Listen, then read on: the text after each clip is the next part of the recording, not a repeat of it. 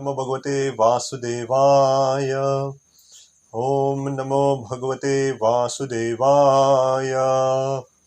ओम नमो भगवते वासुदेवाय। नारायणं नमस्कृत्यं नरं चैव नरोत्तमं देवीं सरस्वतीं व्यासं ततो जायेमुदीरये। नष्टप्रायेषु अभद्रेषु नित्यं भागवत सेवया भगवती उत्तम श्लोके भक्तिर्भवति नैष्टिकी। कृष्णाय वासुदेवाय देवकी नंदनाय च नंदगोपकुमाराय गोविंदाय नमो नमः। नमो विष्णुपदाय कृष्णप्रेष्ठाय भूतले श्रीमते भक्तिवेदांत स्वामिनिति नामिने। नमस्ते सरस्वती देवे गौरवाणी प्रचारिणे निर्विशेष शून्यवादी पाश्चात्यदेशतारिणे। जय श्री कृष्ण चैतन्य प्रभु नित्यानंद श्री अद्वैत गदाधर श्रीवासादि गौर भक्तवृंद। हरे कृष्णा कृष्णा कृष्णा हरे हरे, हरे राम राम राम हरे हरे। हरे कृष्णा। तो सबका हार्दिक स्वागत करते हैं। तो श्रीमद् भागवतम की चर्चा हमारी दूसरे स्कंद में चल रही है। तो दूसरे स्कंद के पहले अध्याय के 15 श्लोक तक हमारा हुआ था। तो आज आगे जाएंगे, लेकिन जस्ट आगे जाने से पहले आज बहुत सारी तिथियां भी हैं। आज से चतुर्मास की शुरुआत होती है, तो आने वाले 4 महीने, और क्योंकि इस साल अधिक मास भी आए तो 5 महीने हो जाएंगे, तो 4 प्लस और 1। उसके साथ साथ सनातन गोस्वामी का तिरोभाव दिवस भी है, और इसी कारण से पूरे विश्व में दूसरा ये गुरु पूर्णिमा भी है। तो गुरु पूर्णिमा व्यासदेव की तिथि को मना के भी सनातन गोस्वामी की भी तिरोभाव तिथि है। तो उसके अलावा आज से खास करके चतुर्मास की शुरुआत है, इसलिए थोड़े तपस्या के बारे में भी बाद में बात करेंगे। तो 1-2 श्लोक पहला करेंगे और बाद में हम कर सकते। तो श्लोक क्रमांक 16 इस प्रकार है। ग्रहात प्रवराजितो धीरः, एक सेकंड दीजिए। पुण्यतीर्थ जलाप्लुतः शुचो विविक्त आशिनो विधिवाद कल्पिताशने।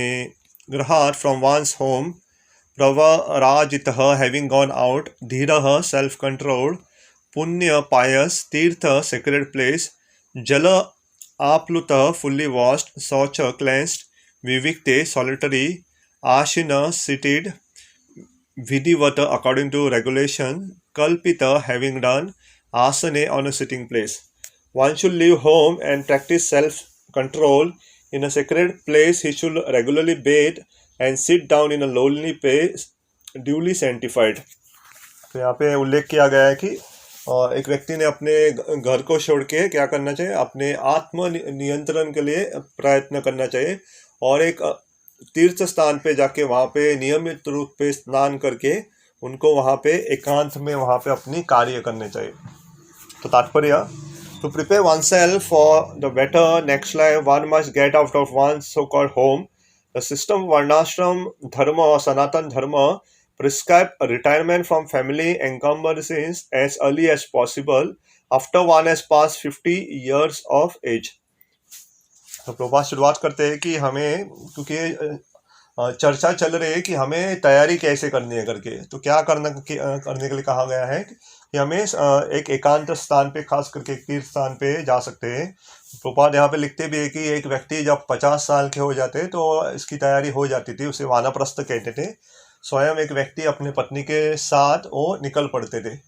मुझे मेरे बचपन में भी याद है, मैं नाम नहीं बताऊंगा, लेकिन ऐसे व्यक्ति अभी भी मौजूद है। तो उनको जब पता चला कि उनका अंतिम समय आया है, तो अपने घर को छोड़ के वो चले गए थे और जंगल में वास कर रहे थे, और थोड़े दिन में बाद में पता चला कि जंगल में उसकी मृत्यु हो गई थी। तो ऐसे लोग हैं, अभी भी है, जो उनको समझने के बाद तुरंत सब कुछ छोड़ के वो जाते एकांत में। और ऐसी मृत्यु को सब पे बहुत अच्छी मृत्यु माना गया है, जहाँ पे आपको पूछने वाला, देखने वाला कोई है ही नहीं करके। नहीं तो मृत्यु के समय अगर बहुत लोग आपके साथ हैं तो आसक्ति निर्माण हो सकती है, लेकिन ऐसे उच्च स्तर के से योगी कह सकते हैं, या जो आत्म साक्षात्कारी, जो थोड़ा जानते हैं आत्मा के बारे में, वो ऐसा करते भी है। और मुझे तो याद है, मेरे बचपन में मैंने ऐसे व्यक्ति को देखा भी है तो क्योंकि उसके अंतिम दिनों में हमारे गोवा में सब छोड़ के जंगल में रह रहे थे, जंगल में उसकी मृत्यु हो गई थी। तो ऐसे सबको ये नहीं है, सबके बस की बात नहीं है। तो modern civilization is based on family comfort, the highest standard of amenities, and therefore after retirement everyone expects to live a very comfortable life in a well furnished home decorated with fine ladies and children without any desire to get out of such a comfortable home. High government officials and ministers stick to their prize post until death, and they neither dream nor desire to get out of homely comforts. तो प्रभुपाद कहते हैं लेकिन यहाँ के कलयुग में खास करके जो आधुनिक युग में लोग क्या करते हैं, पहले तो पैसा कमाते हैं और जब वो रिटायर हो जाते हैं, नियुक्ति उनका ये रिटायरमेंट ले लेते हैं, तो जितना भी उन्होंने धन कमाया उससे क्या करते हैं, अपना भोग करने का प्रयत्न करते हैं, अच्छे अच्छे आलीशान बंगले में रहना, आलीशान गाड़ियों में घूमना। तो ये सही नहीं है। दूसरा, जो मंत्री पद पे है वो मरते दम तक मंत्री पद को छोड़ना नहीं चाहते। तो ऐसा ये भी गलत है, क्योंकि पहले के राजा को राज ऋषि इसलिए कहते थे क्योंकि जब भी वो देखते थे कि उनकी आयु हो गई, जैसे हम रामायण में पढ़ते हैं, दशरथ महाराज ने लगभग 60,000 साल तक उन्होंने राज्य किया, बाद में उनकी एक बाल पका था। तो केवल एक बाल पकने से उन्हें पता चला कि उनकी क्या अभी आयु बढ़ रही, वो बूढ़े हो रहे, तो तुरंत उन्होंने अगले राज सिंहासन राम को घोषित किया था। तो राम को उन्होंने देने का निर्णय ले लिया था। तो केवल वो जानते थे कि हम आजीवन कुछ भी कार्य नहीं कर सकते, जब भी हमारा समय है करना चाहिए, लेकिन हम जब एक नियुक्त या एक प्रामाणिक व्यक्ति को देखते हैं जो वो पद को ले सकते हैं, तो हमें तुरंत वो पद को त्याग के उसे देना चाहिए। लेकिन आधुनिक जगत में लोग ऐसा करना नहीं चाहते। तो प्रभुपाद आगे लिखते हैं, bound by such hallucinations, materialistic men prepare various plans for a still more comfortable life, but suddenly cruel death comes without mercy and takes away the great plan maker against his desire, forcing him to give up the present body for another body. तो लोग बहुत सारी तैयारी करते, ये करेंगे वो करेंगे, रिटायरमेंट के बाद ये करेंगे करके। तो वानप्रस्थ के बारे में कोई सोचता नहीं, लेकिन एक दिन क्या हो जाता है कि काल या मृत्यु के रूप में उनका काल आ जाता है और उनको लेके चला जाता है। तो लोग इतनी तैयारी करते हैं, मैं ऐसा करूँगा वैसा करूँगा, लेकिन सच में नहीं कर पाते, क्योंकि मृत्यु के समय और क्या कर सकते, जितना भी उन्होंने कमाया, जितनी भी पूंजी है, वो अपने साथ नहीं ले सकते। तो इसलिए प्रभुपाद आगे लिखते हैं कि such a plan maker is forced to accept another body in one of the 84 lakh species of life according to his fruit of work he has performed. In the next life, two persons who are too much attached to family comforts are generally awarded lower species of life on account of sinful acts performed during a long duration of sinful life, and thus all the energy of human life is spoiled. गुरुपा आगे लिखते हैं कि ऐसा क्या हो जाता है इनका, क्योंकि आसक्त है अपने गृहस्थ से, तो 84 लाख में जो योनियाँ रहते, तो ऐसे लोगों को खास करके नीचे की योनियाँ मिलती, या तो कुत्ते बिल्ली, या तो पक्षी, या तो कीड़े मकोड़े ऐसे बन जाते, क्योंकि वो बहुत आसक्त रहते। हमें याद है प्रभुपाद जी एक बार चल रहे थे, ऐसे वॉक के लिए चल रहे थे, तो प्रभुपाद को उनके शिष्यों ने कहा, प्रभुपाद देखो देखो कितना सुंदर पेड़ है करके, और वो पेड़ ऐसा था कि वो घर को ऐसा आलिंगन करके था। तो प्रभुपाद ने तुरंत कहा, ये जो पेड़ है पहले इस घर का मालिक हुआ रहेगा, क्योंकि इतना आसक्त है, पेड़ के रूप में आया है और घर को आलिंगन कर रहा है। तो ऐसे जो आसक्त रहते, जो भगवान के बारे में नहीं जानना चाहते, उनको नीचे की योनि में जाना पड़ता है। वो कर्म के अनुसार होता है, खास करके उनके कर्म अच्छे नहीं है तो उनको निचली योनि प्राप्त होती है। तो ये पहला भाग है। और दूसरा, क्योंकि उन्होंने अपने मनुष्य जन्म को भी उन्होंने व्यर्थ किया, तो इतना सुंदर उनको मनुष्य जीवन प्राप्त हुआ है, तो अगर वो व्यर्थ किया, उन्होंने ठीक से इस्तेमाल नहीं किया, तो उनको सज़ा भी मिलती है।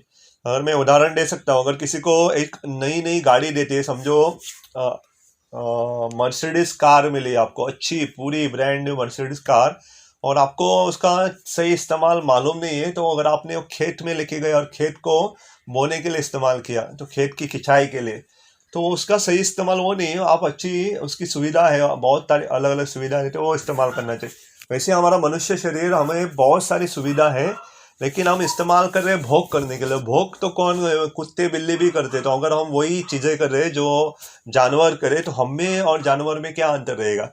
इसलिए शास्त्र ऐसे व्यक्ति जो सही रूप से इसका इस्तेमाल नहीं करता, उसे सज़ा भी प्राप्त होती है, तो उसे नीचे की योनि दे देती है। अगर कोई वस्त्र नहीं पहनना चाहता, नंगा रहना चाहते, उसे पेड़ बना देते। कोई बहुत सोना चाहता है तो उसे बालू इत्यादि बना देते ताकि सो करके। कोई बहुत सारा मैथुन करना चाहता है और उसे एक तो कबूतर बना सकते या बंदर बना देते। तो ऐसे अलग अलग उनको योनियों में भेजते। वहाँ पे वो सुविधा है। किसी को मांसाहार खाना है, अगर नाना प्रकार की वस्तु खानी है तो उसे शेर या जंगली जानवर बना दे ताकि आप खाओ, खाना ही है ना, खाओ करके। तो मनुष्य को थोड़ी बुद्धि दी गई ताकि क्या अच्छा है क्या बुरा है वो जान सके। तो हम देखते हैं कभी कभी, कल हमारे रिश्तेदार आए थे तो बात कर रहे थे कि क्या हो जाता है, खास करके किसकी मृत्यु होती है तो घर में थोड़े दिन के लिए, 12 दिन के लिए तो शाकाहारी का पालन करते। तो ये लोग क्या होते हैं, तो 12 दिन पालन करने के लिए भी इतना उनको संघर्ष होता है। तो कह रहे थे उनके जान पहचान में एक व्यक्ति थे, तो 12 दिन ठहर ही नहीं पाए। तो 5-6 दिन जब हुए तो उनको कुछ होने लगा। उन्होंने कहा जाओ करके थोड़ा मांसाहार लेके आओ करके। नहीं, 12 दिन नहीं कर पाएंगे, अब मैं मर जाऊंगा करके। तो लोग 12 दिन का भी पालन नहीं कर सकते। तो ये एक बड़ी तपस्या है। तो आज से चतुर्मास का भी पालन होता है। तो उसकी तपस्या के बारे में भी थोड़ी सी हम चर्चा करेंगे ये श्लोक होने के बाद। तो तपस्या करने से भगवान बहुत प्रसन्न होते। तो तपस्या हम अहंकार के कारण या लोगों को दिखाने के लिए नहीं करते। हम तपस्या करते हमारे स्वयं के शुद्धिकरण के लिए और खास करके भगवान को प्रसन्न करने के लिए। तो भगवान को तपस्या बहुत प्रिय है। अगर हम देखेंगे चैतन्य महाप्रभु का भी जब आविर्भाव हुआ तो अगर ध्यान से देखेंगे चैतन्य महाप्रभु को क्या पसंद है, उसमें से वैराग्य विद्या निज भक्ति योगम शिक्षार्थम एकम पुरुष पुराण। तो कहते श्री कृष्ण चैतन्य शरीरधारी कृपाम्बुदेयस्त्वम अहम प्रपद्ये। तो वैराग्य, तो वैराग्य में क्या आता है, जो हम रिनाउंसिएशन बोलते हैं उसमें तपस्या आती है बहुत सारी। तो ऐसे ही कुछ प्राप्त नहीं होता। सुबह सुबह उठना बहुत बड़ी तपस्या है। और खास करके जो आध्यात्मिक लोग रहते हैं उनको ठंडे पानी से नहाने की सहूलत दी गई है। लेकिन जिसे ठंडे पानी से नहाना संभव नहीं है वो गर्म नहा सकते हैं। ऐसा भी नहीं होना चाहिए कि जो ठंडा पानी से नहा रहा है और बीमार पड़ रहा है, क्योंकि अभी बारिश का भी मौसम है। लेकिन आमतौर पे ठंडे पानी से नहा के सुबह सुबह उठ के स्नान करते हैं, वो ठंडा पानी रहता है। बाद में भगवान का नाम स्मरण, भगवान की मंगल आरती रहती है, बाद में भगवान के नाम स्मरण इत्यादि ये करना भी तपस्या है।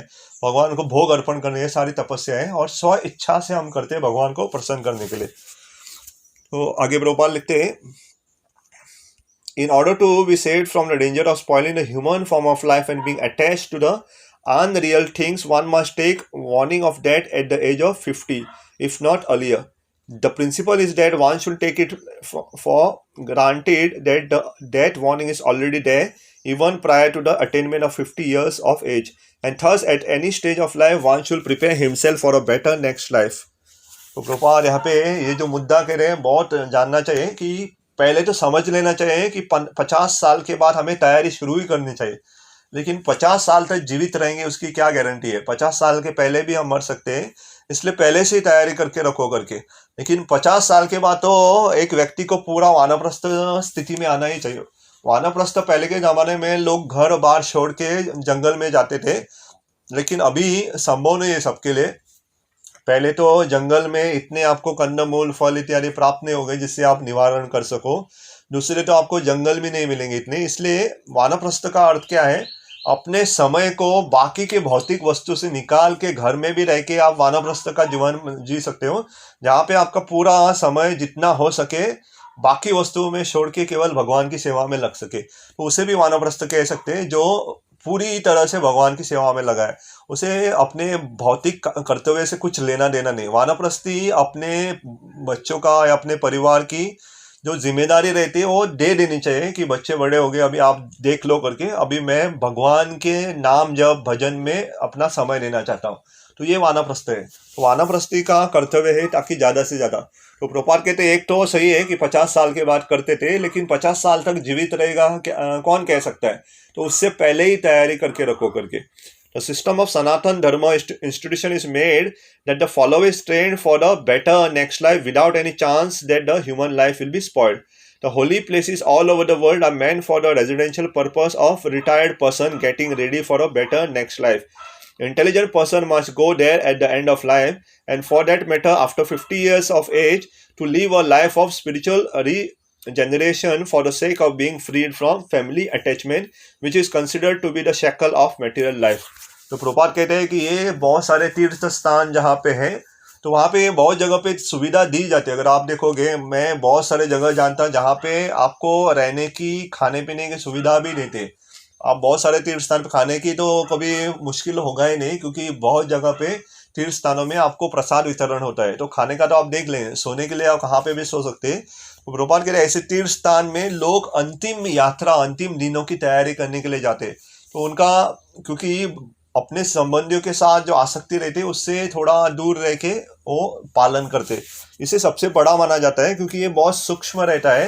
क्योंकि अंतिम काल में जो हमारे नजदीक रहेगा, अगर हमारी आसक्ति है तो हमें वापस जन्म लेना पड़ेगा। इसलिए पहले के लोग क्या करते थे, उसे उत्तर दिशा में जाने का ऐसा भी कहते हैं, वो निकल पड़ते थे, अपने किसी को बताते भी नहीं।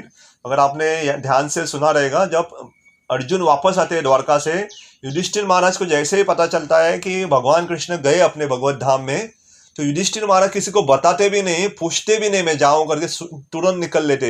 युधिष्ठिर महाराज को निकलते देख उसके पीछे पीछे भीम जाते, अर्जुन जाते, नकुल, सहदेव, द्रौपदी देवी भी जाते। तो उनको देख के उनके पीछे पीछे सारे जाते। तो वो ऐसा नियम था कि जब आपका समय आया तो तुरंत निकल पड़ते थे। तो तीर्थ स्थान ऐसे इसके लिए बनाए गए हैं। तो one is recommended to quit home just to get rid of material attachment, because one who sticks to the family life until death cannot get rid of material attachment. As long as one is materially attached, one cannot understand spiritual freedom. One should however become self-complacent simply by leaving home or by creating another home or at the holy place, either lawfully or unlawfully. Many persons leave home and go to such holy places, but due to bad association again become family men by illicit connection with the opposite sex. तो प्रभुपाद कहते हैं कि अगर आपने घर छोड़ दिया, तो घर छोड़ के आप जा रहे हो तीर्थ स्थान में बसाने के लिए, वहां जाके वापस अपना घर नहीं बसाना चाहिए। बहुत सारे लोग अपने घर बाहर छोड़ के जाते हैं और ऐसे तीर्थ स्थान में जाते हैं और अवैध संग करते हैं, स्त्री पुरुषों के साथ या पुरुष स्त्री के साथ, और वहां पे बच्चे इत्यादि उत्पन्न करते, वहां पे एक छोटा परिवार बना लेते। तो गए क्यों थे? परिवार से युक्त होने के, परिवार से जो आसक्ति है वो निकालने के लिए ऐसे तीर्थ स्थान पे गए थे, और वहां जाके वही जिससे आसक्ति निकालने के लिए गए थे उससे फंस जाते। तो तीर्थ स्थान पे जब जाते हैं तो थोड़ा ध्यान पूर्वक जाना चाहिए और ऐसे मोह माया में नहीं फंसना चाहिए। तो आप गए हो ताकि आपकी आसक्ति निकले, तो वापस आसक्त नहीं होना है करके। तो प्रभुपाद कहते हैं, क्योंकि ऐसा बहुत बार होता है, जो जाते हैं तीर्थ स्थान में और वहां पे अपने परिवार बना लेते हैं, वहां पे अवैध या अवैध संघ से किसी के साथ विवाह करते हैं और बिना विवाह के साथ भी बच्चे पैदा करते हैं। तो ऐसा नहीं होना चाहिए। Therefore, it is essential that one practice self-control by celibacy without the least desire for sex indulgence. For a man designed to improve the condition of his existence, sex indulgence is considered suicidal or even worse. तो प्रभुपाद कहते हैं इसलिए हमें ब्रह्मचर्य व्रत का पालन करने का प्रयत्न करना चाहिए। और ये चतुर्मास महीना भी है जहाँ पे ब्रह्मचर्य व्रत का पालन होता है। तो ये अगर आपको आदत नहीं है तो आप फंस जाओगे आगे जाके। The method is that one should have a duty sanctified sitting place made of straw, deer skin and carpet, and thus sitting on it one should chant the holy name of Lord without offense as prescribed above. The whole process is to drag the mind from material engagement and fix it on the lotus feet of Lord. Without offense as prescribed above. The simple process and alone will help one advance to the highest stage of spiritual success. तो तीर्थ स्थान में जाके एक छोटी सी straw mat, एक छोटी सी चटाई लेके वहाँ पे बैठना है। पहले के लोग ये डियर स्किन भी या हिरण की जो चमड़ी रहे उसके ऊपर भी बैठा करते थे।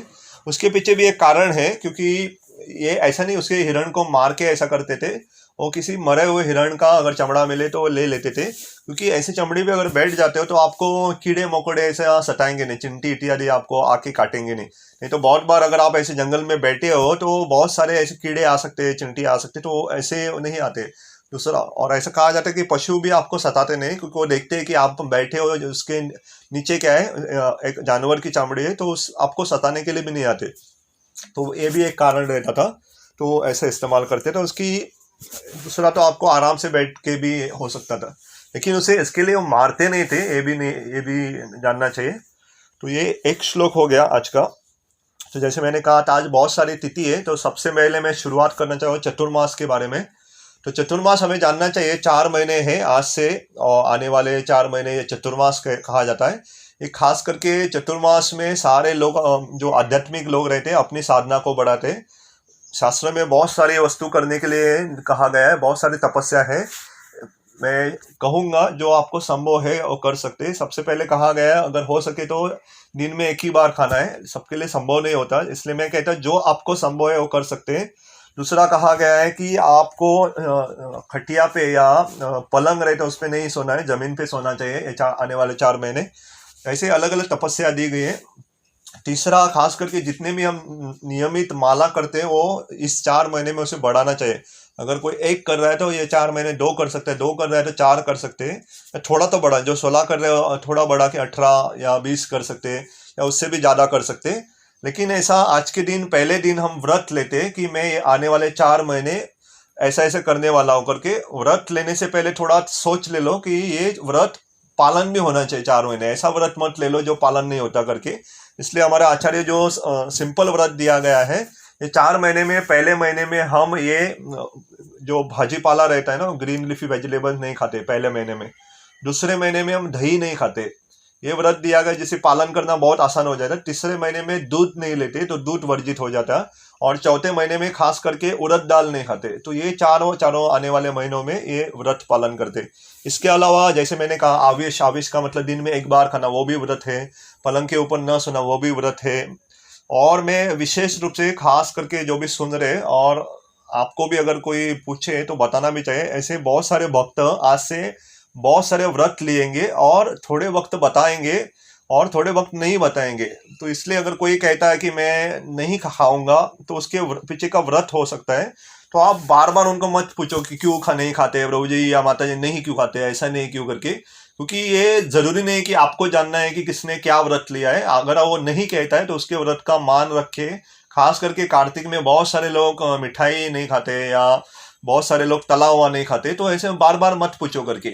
तो जान लो कि उनके पीछे व्रत, और व्रत ये बताने के लिए नहीं है, ये भगवान को प्रसन्न करने के लिए और हमारे शुद्धिकरण के लिए रहता है। अगर कोई बताता है आपको मैं खाऊंगा नहीं करके, तो उसे, या कोई बताता है कि मैं फर्श पे या जमीन पे बैठूंगा, तो उसने व्रत लिया हुआ हो सकता है। या थोड़े मैं जानता हूँ केवल एक बार खाते, तो एक भाग हो गया। तो दूसरा, ये चतुर्मास की जो कहानी है शास्त्र में आती है, तो ये लीला आती है। हर एक वस्तु के पीछे एक देवी रहती है। जैसे रात्रि रहती है, रात्रि देवी के बीच और भगवान वरादेव के बीच में ये लीला आती है। तो रात्रि का मतलब क्या है, जो दिन रहता है, और जो रात। तो हमें जानना चाहिए ये चतुर्मास जो है ये 4 महीने, ये दक्षिणायन शुरू हुआ है जो देवी देवताओं की रात्रि है। तो खास करके ये देवी देवता ये आने वाले 6 महीने में उनकी रात चालू है, और आने वाले 4 महीने वो सोते हैं। इसलिए जो शुभ कार्य यज्ञ इत्यादि ये 4 महीने में नहीं करते, क्योंकि सोए हुए को क्या क्यों जगाना है। तो भगवान विष्णु देवशयनी एकादशी जो पिछली एकादशी हुई है, तो उससे शुरू होती है, तो कार्तिक एकादशी में तो ये 4 महीने क्या होता है, सारे सोए हुए। तो रात्रि जो थी, जो देवी है रात्रि की देवी, वो वरादेव के पास आती है और कहती है कि मेरे अभी रात्रि चल रही, तो मेरा कोई ये नहीं करता है, कुछ कार्य नहीं, कुछ यज्ञ नहीं हो रहे यहाँ पे, 4 महीने में शादी इत्यादि नहीं होती या कुछ हवन इत्यादि नहीं होते, तो मेरा क्या है करके। तो भगवान वरादेव ने रात्रि देवी को वरदान किया। उन्होंने कहा आप डरो मत करके, आपको मैं वरदान देता हूँ कि आने वाले 4 महीने में, उसे यमा कहते हैं, यमा का मतलब 2 महीने, तो रात्रि में 6 यमा रहते। तो 6 यमा का मतलब 6 महीने, सॉरी 3 यमा का मतलब 6 महीने, 2 करके। तो आपके आने वाले 2 यमा को मैं वरदान देता हूँ कि प्रत्येक दिन में जो भी कोई साधना करेगा उसे हजारों गुना उसका लाभ प्राप्त होगा, और वो दिन ब दिन बढ़ता रहेगा। इसलिए आज जो आप साधना करोगे उसका थोड़ा लाभ होगा, कल करोगे उससे और ज्यादा लाभ होगा, परसों करोगे उससे ज्यादा लाभ होगा। इसलिए हमें जानना चाहिए जो कार्तिक महीने में साधना होती है, क्योंकि आखिरी महीना है, उससे सबसे ज्यादा लाभ प्राप्त होता है। इसलिए जो गौड़ीय वैष्णव है ज्यादातर कार्तिक महीने में ज्यादा तपस्या करते हैं, क्योंकि ऐसा वरदान दिया गया है रात्रि देवी को, और भगवान वरादेव ने वरदान दिया है कि दिन ब दिन उसका क्या हो जाएगा, उसका जो फल है बढ़ता रहेगा। तो आने वाले 4 महीने जितना आप दिन बीतेगा उसकी जो शक्ति है बढ़ती रहेगी। तो ये एक भाग हो गया। तो दूसरे, व्रत शुरू और अंत बहुत सारे वैष्णव अलग अलग तरीके से करते। थोड़े वैष्णव एकादशी से एकादशी तक करते। तो पिछली एकादशी वो देवशयनी एकादशी से और कार्तिक एकादशी तक करते। लेकिन थोड़े वैष्णव पूर्णिमा से पूर्णिमा, तो आज पूर्णिमा है तो पूर्णिमा से कार्तिक पूर्णिमा तक वो करते। तो दोनों सही है, अगर आप एकादशी से एकादशी तक कर सकते हो या पूर्णिमा से पूर्णिमा तक कर सकते हो, दोनों को चतुर्मास माना गया है। तो इसके साथ साथ क्योंकि आज पूर्णिमा है, उसे गुरु पूर्णिमा भी कहते हैं, तो गुरु पूर्णिमा खास करके व्यासदेव को संबोधित है।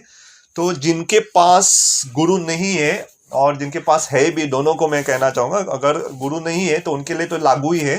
तो गुरु को आदर देने के लिए आज उपवास भी रहता है दोपहर के 12 बजे तक, और ये निर्जल रहता है, बिना पानी पिए रहता है, ताकि गुरु ने इतना हमें ज्ञान दिया, उनके मान रखने के लिए हम थोड़ा उपवास करते, उनका सम्मान करने के लिए। और जिन्होंने दीक्षा ली, जिनके पास गुरु है ऑलरेडी, तो आज भी कर सकते हैं, क्योंकि व्यासदेव परम गुरु माना जाते हैं, तो आज और उनके गुरु के तिथि के ऊपर भी कर सकते हैं। जैसे अगर अपने स्वयं के गुरु के तिथि के ऊपर भी उपवास करना है, और क्योंकि व्यासदेव जी का भी आज तिथि है, तो आज भी अगर हो सके तो 12 बजे तो उपवास कर सकते हैं। तो ये हो गया।